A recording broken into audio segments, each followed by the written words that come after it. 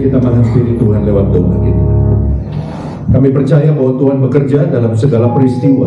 Karena itu Tuhan, kami hanya perlu membangun iman kami supaya di dalam setiap keadaan, terutama di dalam keadaan yang tidak ingin kami alami, kami tetap bisa melihat bahwa rencana Tuhan selalu baik.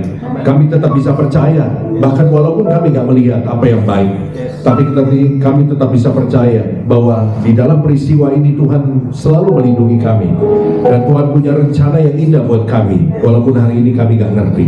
Terima kasih Tuhan, bangun iman kami pagi ini dengan kebenaran firman-Mu. Hamba-Mu terbatas, karena itu Roh Kudus hamba-Mu mengandalkan Engkau, hikmat daripadamu yang akan memimpin seluruh perkataan hamba-Mu, sehingga isi hati-Mu saja yang hamba-Mu sampaikan di tempat ini.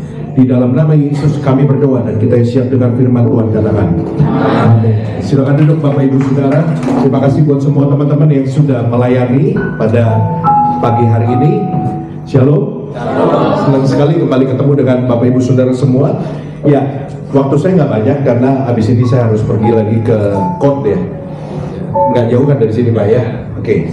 Saya ingin saudara konsen selama 35 menit ke depan untuk firman Tuhan yang akan saya sampaikan. Tema hari ini adalah The Potter and the Clay, penjunan dan tanah liat.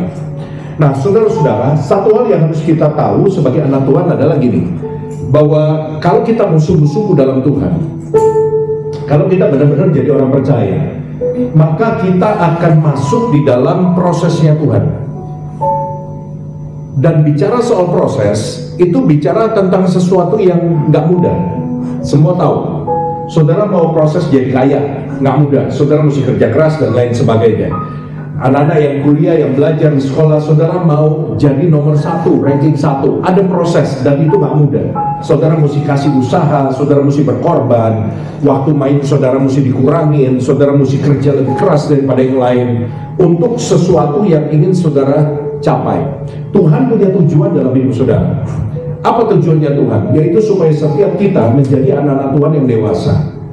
Dan untuk menjadi dewasa itu perlu proses pendewasaan. Nah, kita mau belajar sama-sama hari ini dari Yesaya pasal 28 ayat 23 sampai 29.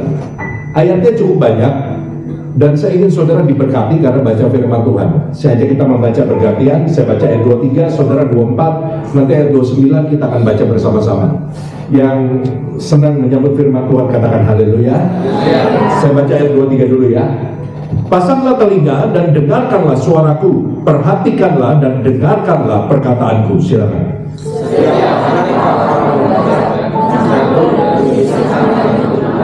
Bukankah setelah meratakan tanahnya, ia menyerahkan jintan hitam dan menebarkan jintan putih, menaruh gandum jawawut dan celai kehitam-hitaman dan sekoi di pinggirnya?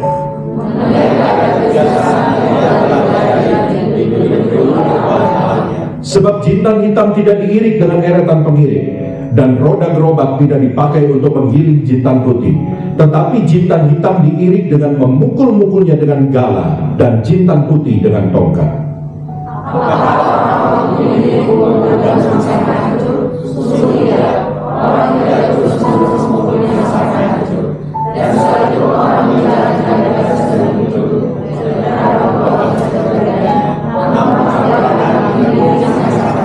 Capek ya bacanya, panjang ya. Sama-sama, 2, 3. Dan ini pun datangnya dari Tuhan semesta alam. Ia ajaib dalam keputusan dan agung dalam kebijaksanaan. Saudara-saudara, seluruh ayat yang saudara baca tadi itu menggambarkan prosesnya Tuhan. Nah, ini yang saya mau jelaskan begini. Tuhan tidak mau kita jadi anak-anak terus. Dewasa itu bukan bicara soal umur. Dewasa bukan bicara soal penampilan. Penampilan yang dewasa belum tentu hasil dari jiwa yang dewasa. Tapi apa yang dimaksud dengan dewasa? Dewasa artinya menjadi seperti Kristus. Apanya? Sekali lagi bukan penampilannya. Tetapi dewasa bicara soal karakter. Orang dewasa itu bisa dikenali lewat karakternya. Anak kita dewasa atau tidak bukan karena badannya tambah gede, bukan karena tadinya nggak berkumis sekarang berkumis, enggak. Anak kita bisa tahu dia udah jadi dewasa apa enggak waktu kita lihat karakternya, betul nggak Bapak Ibu? Dia udah bisa tanggung jawab belum? Karakternya berubah nggak? Dia lebih mature nggak? Dia lebih perhatian nggak? Dia lebih menggambarkan ciri-ciri orang yang dewasa nggak? Kita sebagai orang dewasa bisa menilai anak kita sudah dewasa atau belum. Tuhan itu tidak ingin kita jadi bayi rohani terus, tapi Tuhan mau kita bertumbuh menjadi dewasa. Secara apa? Karakter. Dewasa bicara soal karakter. Katakan bersama dengan saya, dewasa bicara soal karakter. Ada orang yang secara umur udah gede, sudah tua, tapi kita lebih suka bilang apa? Kayak anak-anak ya, betul gak? Jemaat Tuhan ada yang udah puluhan tahun di gereja, tapi banyak jemaat Tuhan yang udah puluhan tahun di gereja itu masih karakternya kayak anak-anak. Salah satu ciri karakter anak-anak apa? Suka ngambek, gampang tersinggung. Itu anak-anak sudah. Kalau nggak dapetin apa yang dia mau, dia marah. Itu anak-anak. Orang dewasa belajar mengerti segala situasi. Orang dewasa adalah orang yang punya hati yang besar. Hati yang besar itu bukan hati yang gampang tersinggungan. Kenapa? Karena hati yang besar, dia punya banyak ruang di dalam hatinya, sehingga dia nggak bakalan tersinggung. Orang yang hatinya sempit, dia nggak punya ruang di dalam hatinya untuk menerima masukan dari orang lain, sehingga ketika dikasih masukan dia gampang tersinggung, udah nggak punya ruang. Tapi sekali lagi, kalau saudara menjadi dewasa, salah satu cirinya adalah saudara harus punya hati yang besar. Orang dewasa gak gampang tersinggung. Yang setuju katakan amin. Orang dewasa gak gampang ngambek. Orang dewasa tidak cepat menilai segala sesuatu, tetapi berpikir, mempertimbangkan, melihat segala situasi, mengapa ini terjadi. Itu dewasa. Nah, saudara-saudara, kita ini dalam prosesnya Tuhan. Setiap hari, dalam setiap peristiwa yang kita alami, kita ini masuk di dalam proses pendewasaan Tuhan, yaitu lewat apa? Pembentukan karakter. Nah, saya ingin kita belajar begini, bahwa ketika Tuhan itu mengizinkan proses dalam hidup kita, waktu Tuhan membentuk karakter kita, Tuhan itu punya pertimbangan-pertimbangan yang bijaksana di dalam mengizinkan segala sesuatu terjadi dalam kehidupan setiap kita. Dan saudara perlu tahu bahwa setiap kita itu akan diproses dengan cara yang tidak sama. Nah, saya ingin kita melihat ini. Apa pertimbangan Tuhan waktu Tuhan itu memproses kita? Tujuannya apa saya sampaikan ini? Supaya saudara melihat, hari ini mungkin saudara mengalami sesuatu yang gak pengen saudara alami. Hari ini saudara mungkin mengalami satu peristiwa yang berat dalam hidup saudara. Saudara mempertanyakan, why Lord? Kenapa Tuhan saya harus ngalamin ini? Kenapa kok Tuhan izinkan penderitaan yang besar ini saya alami? Kenapa kok Tuhan mengizinkan pergumulan yang berat di luar kemampuan saya ini terjadi dalam hidup saya? Kita seakan-akan mempertanyakan di mana kebaikan Tuhan. Kok sampai Tuhan tega-teganya dalam tanda kutip membiarkan ini terjadi? Nah, saya berdoa supaya kita melihat, ketika kita mendengar firman Tuhan ini, kita jadi sadar bahwa apa yang terjadi dalam hidup kita yang Tuhan izinkan itu sudah melewati satu fase yang namanya pertimbangan Tuhan. Sebelum Tuhan mengizinkan sesuatu terjadi dalam hidup saudara, apa yang kau alami hari ini, apa yang kau rasa berat hari ini, apa yang kau rasa menekan hidup saudara hari ini, saya ingin saudara tahu lewat kebenaran firman Tuhan ini, semua itu sudah melewati satu fase yang namanya pertimbangan Tuhan. Yang rindu untuk dengar lebih lanjut, katakan haleluya. Kita lihat ada 3 pertimbangan pada waktu Tuhan membentuk kita. Yang pertama, waktu Tuhan membentuk kita, Tuhan itu mempertimbangkan lamanya proses pembentukan. Jangka waktu pembentukan dari setiap kita itu tidak sama, dan itu Tuhan pertimbangkan. Kita baca dulu ayat 24-25. Setiap harikah orang membajak, mencangkul dan menyisir tanahnya untuk menabur? Bukankah setelah meratakan tanahnya ia menyerahkan jintan hitam dan menebarkan jintan putih, menanam gandum jawabut dan jelai kehitam-hitaman dan sekoi di pinggirnya? Perhatikan ayat 24. Ayat 24 bicara soal petani mencangkul dan membajak. Menurut saudara, apakah petani itu kerjaannya cuma nyangkul dan membajak aja seumur hidupnya? Halo? Enggak. Sebab dikatakan ayat 25, setelah proses pencangkul dan membajak, ada proses lain, meratakan tanahnya, menyerahkan jintan hitam. Jadi petani itu bukan hanya mencangkul dan membajak aja kerjaannya. Dan saudara setuju bahwa tidak terus-terusan. Artinya saudara setuju bahwa mencangkul dan membajak itu ada jangka waktunya, betul kan? Satu kali harus berhenti gak petani ini? Ya kan? Proses Tuhan digambarkan sebagai membajak dan mencangkul. Waktu saudara diproses, saudara tuh kayak tanah yang lagi dibajak, lagi dicangkul. Gak enak saudara. Tetapi berita baiknya adalah, yang saudara juga sudah setuju, bahwa proses membajak dan mencangkul itu ada jangka waktunya. Petani itu satu kali akan berhenti membajak. Pertanyaan yang kedua adalah begini, yang banyak orang pengen tahu. Oke Pak, saya ngerti Pak, proses Tuhan ada jangka waktunya. Tapi yang saya pengen tahu adalah kapan itu berhenti, ya kan? Itu yang kita pengen tahu kan? Oke Pak, saya tahu bahwa masalah saya ini adalah prosesnya Tuhan. Tapi yang menjadi pertanyaan, kapan ini berakhir? Betul kan? Saudara pengen tahu itu kan? Kita pengen tahu kan? Kapan ini berakhir? Saya nggak tahu. Tapi yang saya pelajari dari sini adalah begini. Kenapa Tuhan kasih ayat ini? Supaya kita dapat petunjuk. Petunjuknya apa? Ketika kita melihat petani membajak dan mencangkul, saya mau tanya sama saudara, kapan menurut saudara petani ini tahu bahwa dia sudah bisa berhenti membajak dan mencangkul? Kapan? Sudah selesai. Ya, kapan dia tahu dia udah selesai? Hah? Ketika dia melihat tanahnya sudah gembur. Karena tujuan mencangkul dan membajak itu untuk apa? Mendapatkan tanah yang gembur. Saudara pintar, dapat clue. Kapan proses Tuhan berhenti dalam hidup saudara?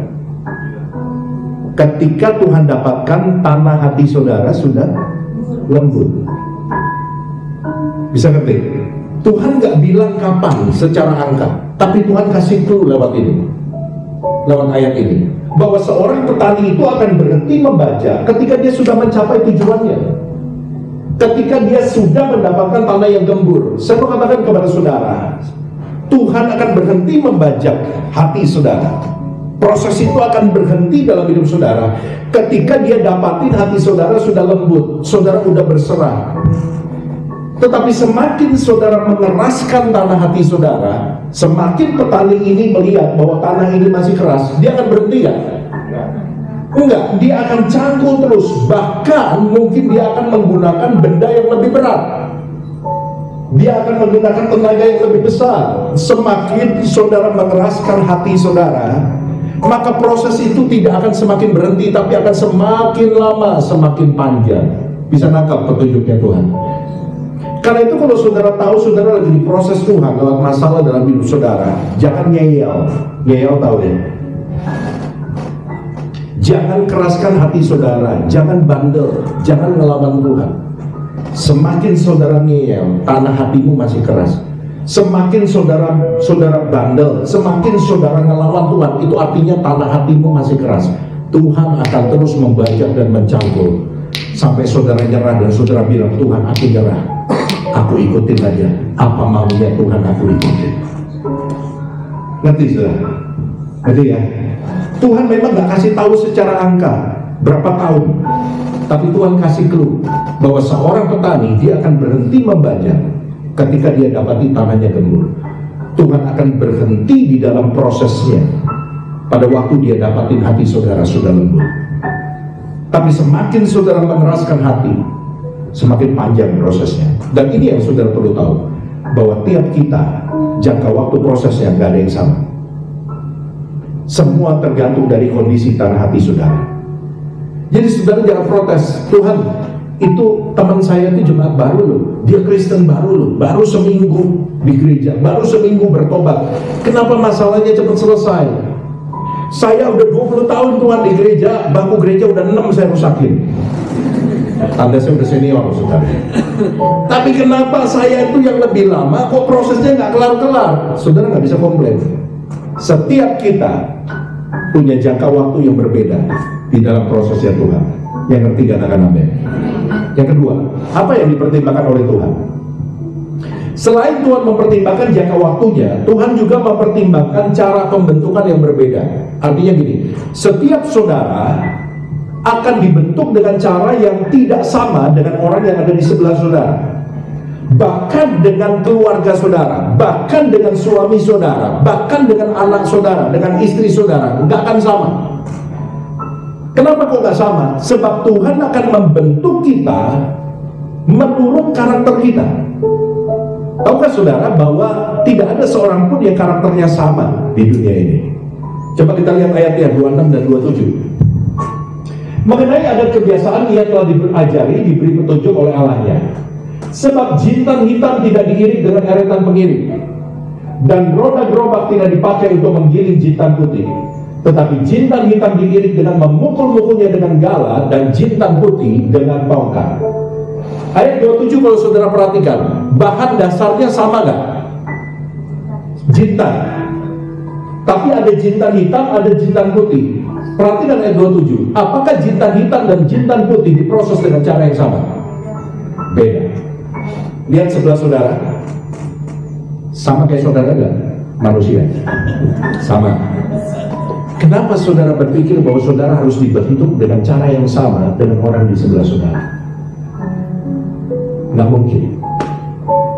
Kenapa jintan hitam dan jintan putih diprosesnya beda? Karena karakter jintan hitam dan jintan putih itu nggak sama, sehingga nggak bisa diproses dengan cara yang sama. Saudara dengan orang di sebelah saudara nggak bisa dibentuk dengan cara yang sama, karena saudara dua pribadi dengan dua karakter yang berbeda. Halo. Tetapi satu hal yang pasti adalah Tuhan akan memproses saudara dan saya sesuai dengan cara yang tepat, karena Dia Bapa yang mengenal setiap kita. Saudara kalau punya anak, ada yang punya anak 2, 3, 4, mulai kamu ngaku, takut dibilang gak bisa tahan hawa nafsu. Kalau kita punya anak 2, pertanyaan saya simpel, sesuai dengan apa yang kita ngomong. Apakah saudara bentuk anak saudara dengan cara yang sama? Beda. Beda ya Pak ya? Walaupun kalau kita bicara saudara anaknya kembar identik, ini pakai hemat saudara. Ya, sekali bayar rumah sakit dapat 2. Walaupun anak saudara kembar identik pun sama semuanya, kalau dilihat sama, kalau dipakai baju yang sama, aduh nggak ada bedanya. Tetap kita tahu bahwa kita nggak bisa proses mereka dengan cara yang sama. Yang satu anaknya lembut, kita nggak bisa kerasin. Kalau mau negor dia nggak bisa langsung, kamu nggak boleh begitu. Aduh kaget dia, luka dia hatinya. Gimana caranya? Kita mesti muter-muter dulu ngomongnya. Kita mesti hati-hati, kita mesti cerita gitu kan. Cinderella kayak Upik Abu kayak, baru kita bilang, nah kamu nggak boleh begitu gitu. Oh baru dia ngerti. Kenapa? Hatinya lembut, nggak bisa cesplong gitu, nggak bisa. Tapi anak kita yang satu lagi, dia nggak bisa digituin. Kita cerita, kita menegur dia cerita Cinderella Upik Abu, pusing dia. Mau cerita apa sih? Cinderella belum kelar, pindah ke Upik Abu. Lebih baik buat dia ngomong aja, lu nggak boleh begitu sama teman lu. Teman lu tuh ninggalin lu semua, ntar lu nggak punya teman. Itu dia ngerti. 2 anak lahir dari rahim yang sama, nggak bisa diperlakukan berbeda. Jadi jangan pernah berpikir bahwa Tuhan akan memakai cara yang sama untuk membentuk saudara dengan orang lain. Saudara jangan bilang, Tuhan kenapa kok dia diprosesnya caranya lebih enak, lebih mudah, kenapa kok saya begitu berat? Jangan pernah nanyain sama Tuhan begitu. Karena hari ini kita tahu bahwa kita 2 karakter yang berbeda, dan Tuhan akan membentuk kita dengan cara yang paling tepat sesuai dengan karakter kita. Nah saudara-saudara, karena caranya beda-beda, Tuhan pakai sarana yang berbeda-beda. Ya, ada 3 dengan cepat. Yang pertama, sarana yang dipakai Tuhan untuk membentuk kita, mungkin ada lebih dari 3, tapi ini yang paling umum. Pertama, Tuhan pakai masalah. Masalah dipakai Tuhan untuk membentuk kita, karena Tuhan tahu ada banyak orang yang sensitif dengan masalah, yang selalu ingat Tuhan kalau lagi ada masalah? Ayo, siapa orangnya? Gak usah nengok, sudah. Tuhan tahu ini orang paling gampang nangis-nangis di bawah kaki Tuhan, pergi lagi ke gereja kalau punya masalah. Tuhan bentuk orang ini pakai apa? Pakai masalah. Caranya paling tepat buat dia. Begitu kena masalah datang ke gereja. Bukan cuma Tuhan yang tahu, gembala juga tahu kalau dia orang datang ke gereja pasti ada masalah. Minggu depan dia datang lagi, gembala mulai berpikir kayaknya agak berat di masalah. Pokoknya berat atau tidaknya masalah itu tergantung berapa lama dia hadir, saudara di gereja. Tuhan pakai masalah untuk membentuk kita. Ayo hari ini, mungkin ada di antara saudara yang lagi dibentuk Tuhan lewat masalah. Saudara tuh paling gampang ingat Tuhan, balik lagi ke jalan yang benar, doa lagi, cinta Tuhan lagi, rajin ke gereja lagi kalau ada masalah. Dan mungkin hari ini masalah terjadi dalam hidup saudara karena Tuhan mau saudara kembali sama Tuhan. Sarana yang kedua, Tuhan pakai orang-orang di sekitar kita. Siapa orang-orang itu? Alkitab bilang besi menajamkan besi, manusia menajamkan sesamanya. Perhatikan, supaya besi bisa menajamkan besi, ini besi. Gimana supaya bisa tajam? Posisinya begini? Enggak, dia mesti begini, betul? Dengan kata lain, dia mesti dekat, bahkan nempel. Manusia membentuk manusia, menajamkan sesamanya begini posisinya? Enggak, dia mesti begini. Artinya apa? Siapa orang yang dipakai Tuhan untuk membentuk kita? Itu yang ada di sebelah saudara. Orang yang paling dekat sama kita. Bisa nggak? Siapa orang yang dipakai Tuhan membentuk kita? Bukan orang yang jauh dari kita, nggak berasa. Bukan orang yang jarang kita ketemu, nggak berasa. Tapi orang yang dipakai Tuhan membentuk kita, yang kita ketemu tiap hari, yang waktu pagi-pagi kita melek, kita melihat dia lagi bikin pulau di bantal. Siapa itu?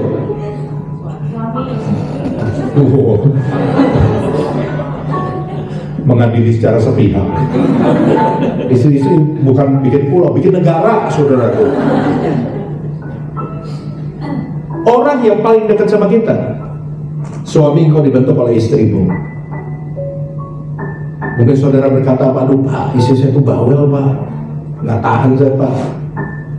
Istri saya mau bilang, ya salah lu gak kawinin dia. Engkau dibentuk belajar sabar. Istri dibentuk oleh siapa? Oleh suamimu. Istri dibentuk oleh siapa? Oleh pembantu saudara. Pembantu itu kan kayak buah si malakama. Dia nggak ada kita susah, dia ada kita sebel. Ya kan? Nggak semua pembantu, ada pembantu-pembantu yang baik juga. Tapi kita mesti sadar, hari ini setelah saudara tahu kebenaran ini, saudara mesti sadar. Nanti pulang lihat pembantumu, bilang ini alat pembentukannya Tuhan. Istri kau dibentuk oleh siapa? Mertuamu. Bukan mertua yang baik ya. Saudara tahu lah, mertua yang tanda kutip. Banyak mantu-mantu berantem sama mertua. Tapi hari ini saudara dengar kebenaran firman Tuhan, bahwa mertuamu yang mungkin saudara bikin nyebelin, mau ngatur segala macam, itu ditaruh Tuhan sengaja dalam hidupmu untuk membentuk hidup saudara. Saudara menjadi dewasa apa enggak? Tergantung respon saudara. Oh Pak, tapi saya doain dulu mertua saya. Oh, ini mantu satu di antara sejuta. Apa doanya? Tuhan, kapan kau cabut nyawanya?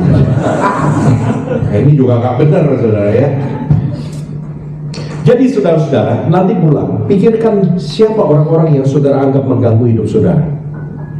Bayangkan dan ingat apa yang saya ngomong hari ini, bahwa Tuhan pakai orang-orang yang dekat sama kita, sengaja dia hadirkan di dalam hidup kita. Tujuannya mendewasakan kita. Tapi dewasa atau tidak, itu tergantung dari apa? Dari respon kita. Yang ngerti katakan amin. Dan yang ketiga, Tuhan pakai berkat atau keberhasilan. Saudara yang lagi diberkatin, jangan berpikir, wah, gua di dalam zona aman. Enggak. Berkat itu juga dipakai Tuhan sebagai ujian untuk melihat apakah pada waktu saudara diberkati Tuhan, karaktermu tambah dewasa apa enggak? Apa saudara berubah? Banyak orang hidupnya lagi susah, cinta Tuhan. Waktu hidupnya miskin, cinta Tuhan. Tapi waktu hidupnya diberkati, dia lupa sama Tuhan. Banyak, bukan di gereja ini, gereja saya, saudara. Banyak orang waktu lagi susah rajin kebaktian. Kenapa lagi susah? Nggak bisa ngapa-ngapain, butuh Tuhan. Ibadah doa ikut, doa fajar, doa semalam suntuk, doa sore, apalagi doa makan. Karena dia tahu habis doa makan pasti makan, makanya dia ikut. Ngikut, ibadah semua rajin. Tapi waktu dia sudah diberkati Tuhan, ada banyak orang-orang yang seperti ini menghilang. Jadi saudara mesti sadar, kalau hari ini kau diberkati Tuhan, jangan berpikir kau ada di zona nyaman. Buktikan kepada Tuhan bahwa berkat Tuhan tidak membuat saudara lupa akan Tuhan. Buktikan kepada Tuhan bahwa berkat Tuhan justru membuat saudara semakin bergantung sama Tuhan, membuat saudara semakin sadar bahwa kalau bukan karena Tuhan, gue gak bisa kayak begini. Pada waktu Tuhan melihat bahwa saudara semakin dekat sama dia, saudara lulus lewat ujian berkat, apa yang akan Tuhan berikan? Saudara tinggal tunggu aja.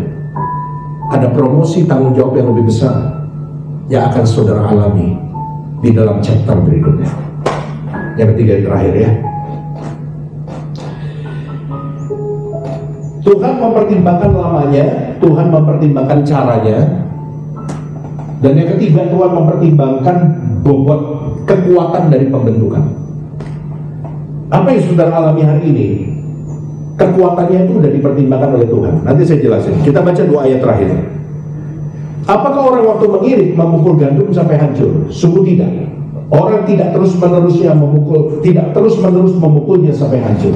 Dan sekalipun orang menjalankan di atas gandum itu jentera gerobak dengan kudanya, sesuatu yang lebih berat.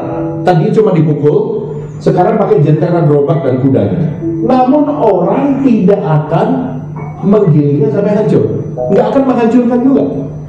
Terus ayat 9. Nah, ini berita baiknya. Dan ini pun, apa yang dimaksud dengan ini pun? Semua tadi, mencangkul, memukul, membajak, menyisir, datanya dari siapa? Dari Tuhan semesta alam. Ia ajaib dalam keputusan dan agung dalam kebijaksanaan. Balik lagi ke ayat 28. Saudara-saudara, seorang petani waktu dia ngirik gandum, tujuannya itu bukan menghancurkan gandum. Saudara kalau lihat orang ngirik gandum ya, apa sih tujuannya? Bukan untuk ngancurin gandumnya. Karena itu petani ini akan mengukur kekuatannya. Bisa nangkap? Masuk logika saudara. Karena tujuan dia bukan ngancurin gandum. Tujuannya apa? Waktu petani ini mengirik, tujuannya adalah membuat biji gandum itu kulitnya terkelupas, sehingga dia bisa mendapatkan bagian yang terbaik dari gandum itu, yaitu biji gandum yang sudah bersih. Caranya gimana supaya gandum itu nggak hancur? Mau nggak mau, waktu gandum itu diproses, dia mesti ukur dong kekuatannya. Masuk logika saudara? Bisa dimengerti penjelasan saya? Karena tujuan dia bukan untuk ngancurin gandum itu, tapi dia ingin mendapatkan biji gandum yang bersih. Tujuan dia mengelupaskan kulitnya. Jadi dia atur, dia ukur kekuatannya supaya biji gandumnya nggak hancur. Bahkan Alkitab bilang, waktu dia proses dengan benda yang lebih berat, itu pun diukur supaya nggak hancur. Betul Alkitab bilang gitu? Proses dalam hidup saudara sudah diukur sama Tuhan, sehingga tidak menghancurkan hidup saudara. Proses itu bukan untuk menghancurkan hidup saudara, tapi justru proses itu untuk mengeluarkan yang terbaik dari dalam hidup saudara. Saudara-saudara, kita nggak akan pernah melihat sebuah patung. Kalau saudara pergi ke Israel, ke makam Daud, ada patung Daud, dan patung itu nggak akan terjadi dengan sendirinya. Patung itu dulunya adalah bongkahan batu yang nggak ada bentuknya. Kita tidak akan pernah melihat sebuah patung yang indah kalau bagian-bagian yang tidak diperlukan tidak pernah dibuang dari bongkahan batu itu. Bisa nggak mas? Saudara nggak akan pernah melihat bagian terindah dalam dirimu kalau engkau tidak bersedia untuk dibersihkan sama Tuhan. Namun satu hal yang harus saudara percaya, bahwa prosesnya Tuhan tidak akan menghancurkan hidup saudara. Tujuan Tuhan bukan untuk menghancurkan hidupmu, tapi untuk mengeluarkan potensi yang engkau belum tahu. Saudara nggak tahu ada satu potensi besar yang terkubur di dalam sini, dan Tuhan perlu menggali kuburan itu supaya engkau bisa melihat bahwa ternyata di dalam sini ada harta terpendam yang selama ini kau nggak tahu. Berapa banyak orang-orang yang cerita sama saya, Pak, saya bukan mau bersyukur buat pandemi, tapi ya saya bersyukur karena pandemi ini terjadi. Karena waktu pandemi saya di PHK, awalnya berat, Pak, saya nggak tahu mau ngapain, saya kayak orang linglung, Pak. Tapi ternyata pandemi itu dipakai Tuhan untuk mengeluarkan potensi yang saya nggak pernah tahu ada dalam diri saya. Sekarang penghasilan saya, Pak, itu jauh lebih besar daripada kalau saya kerja. Dan kalau pandemi tidak terjadi, saya akan masih tetap kerja di situ, Pak, dengan penghasilan yang segitu. Tapi gara-gara pandemi, tiba-tiba Tuhan berikan hikmat saya buat ini usaha sendiri. Sekarang saya punya waktu bebas. Saya berusaha sendiri di rumah. Penghasilan saya lebih besar. Tuhan perlu membuang bagian yang nggak perlu, supaya saudara bisa melihat ada patung Daud yang luar biasa dalam diri saudara. Halo. Tuhan perlu mendatangkan Goliat supaya saudara bisa melihat ada Daud yang akan membunuh Goliat di dalam diri saudara. Saya mau putar satu video, ya. Video ini saya ambil dari satu reality show Korea, di mana ada seorang anak yang ikut di babak pertama. Dan saudara lihat bagaimana kehidupan anak ini.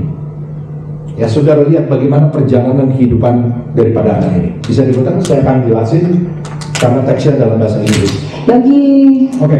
지원서를 보니까 Jurinya bilang, 최성동 씨 가족상에 아무도 pada waktu di formulir ada bagian keluarga, kenapa kamu nggak isi? Kenapa dikosongin? 제가 3살 때 공항에 Saya tinggal di panti asuhan sejak saya umur 3 tahun. Waktu saya umur 5 tahun, saya lari, kabur karena saya dipukulin sama pengurusnya. 거기서는 그럼 어떻게 사셨어요? Bagaimana kamu hidup setelah kamu lari dari panti asuhan? 5살 때부터 Saya jualan permen karet dan minuman di jalan, 이런 거 팔면서 그냥 뭐 dan saya hidup seperti itu selama 10 tahun. Jadi dia umurnya 15 tahun. 아니요 혼자 Apakah kamu tinggal sama seseorang? Enggak, saya tinggal sendiri. Jadi kamu tinggal sendiri selama 10 tahun setelah lari dari panti asuhan. 거의 한 10년 동안 Saya hidup seperti itu selama 10 tahun. Saya tidur di tangga darurat dan di toilet umum setiap hari. 화장실 공공 화장실 이런 데서 10년 동안 Selama 10 tahun, waktu berlalu dengan cepat. 많은 사건들이 되게 Saya mengalami banyak hal buruk dalam hidup saya. 어디 팔려가지고 Saya pernah dijual ke satu tempat. 좀그 나이트 Satu hari ketika dia sedang jualan permen karet di night club, di klub malam, dia melihat ada seorang penyanyi di panggung. 되게 Dan 멋있게 biasanya 하는데 거기 klub malam itu punya penyanyi yang bagus suaranya. Dan saya sangat kagum sama penyanyi itu. Sejak itu saya belajar menyanyi, dengerin suaranya.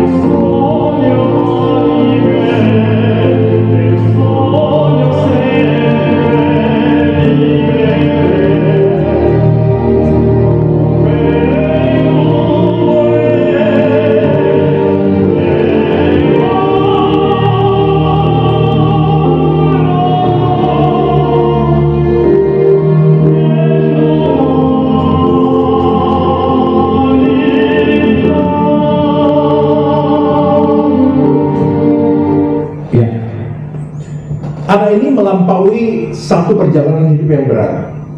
Umur 3 tahun di panti asuhan, umur 5 tahun dia harus kabur karena dia dipukulin. Dia jualan minuman, dia jualan permen karet di jalan. Umur 5 tahun, sejak umur 5 tahun, untuk dia bisa survive. Dia tinggal di toilet umum, dia tidur di tangga darurat setiap hari. Dia pernah dijual. What a life.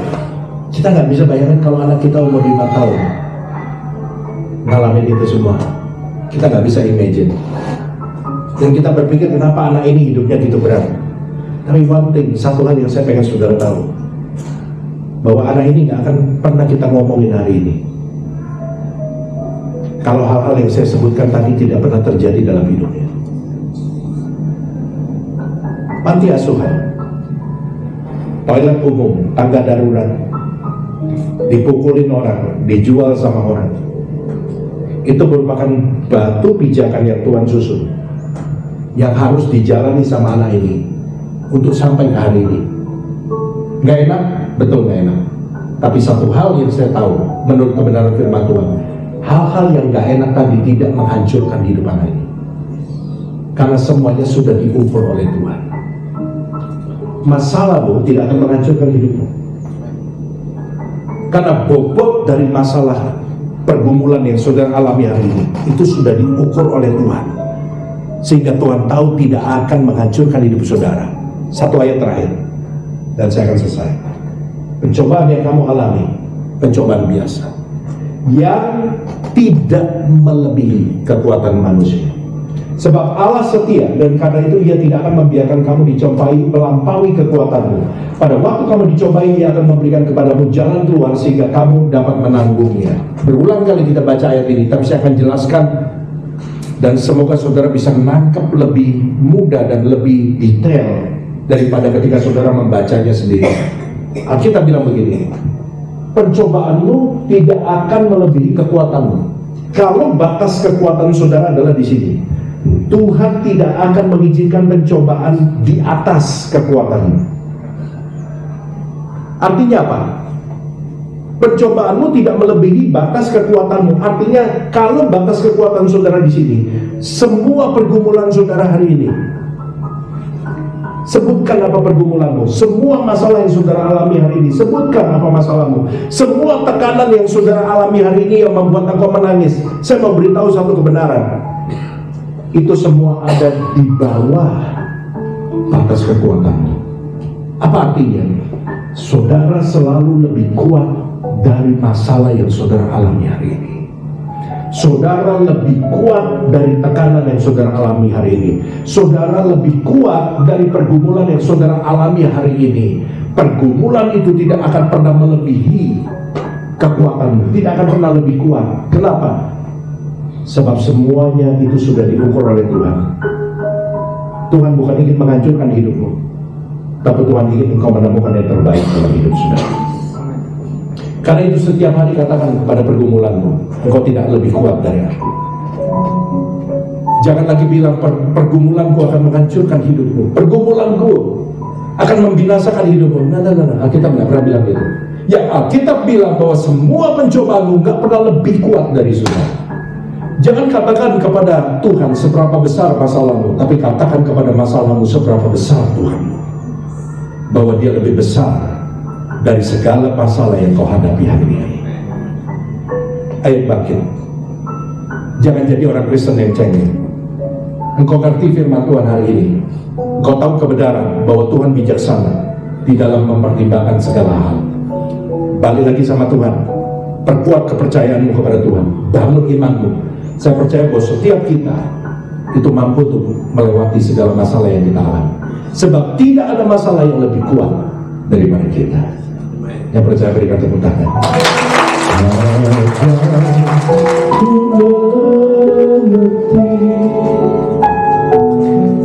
Segala rencana. Yuk kita pakai berdiri pelan-pelan. Ajarku berserah hanya padamu. Pimpinlah jalanku, pimpinlah jalanku dalam terang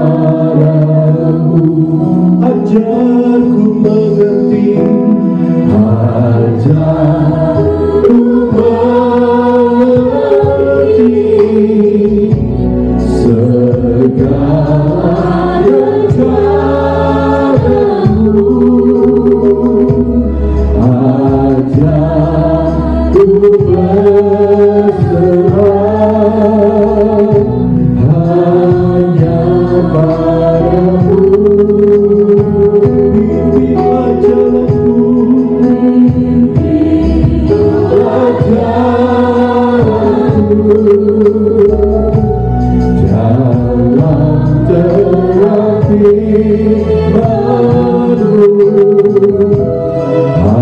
aja ku berharap, hanya pada, aja ku berharap, hanya padamu, aja ku berharap, hanya padamu. Mari kita doa sama-sama. Kami gak mau kehilangan pengharapan kami dalam Tuhan, karena kami tahu, kami diingatkan sekali lagi bahwa Tuhan gak pernah punya rencana yang buruk dalam hidup kami. Kami gak bisa menilai kebaikan Tuhan dari apa yang kami lihat di depan mata kami, karena itu semua gak sesuai dengan keinginan kami. Tapi kami melihat kebaikan Tuhan dengan iman kami. Kami percaya bahwa apapun yang terjadi, Tuhan selalu baik. Walaupun kami gak melihat sesuai dengan yang kami mau, tapi kami percaya bahwa Tuhan punya rencana yang baik. Kuatkan setiap kami Tuhan, karena gak ada masalah yang mampu mengalahkan kami, karena kami selalu lebih kuat dari pergumulan kami. Berkatilah setiap orang yang mendengar, menyimpan, dan melakukan firman Tuhan. Dalam nama Yesus kami berdoa, dan kita semua katakan amin. Silakan duduk, Tuhan memberkati. Puji nama Tuhan, semoga kita diberkati.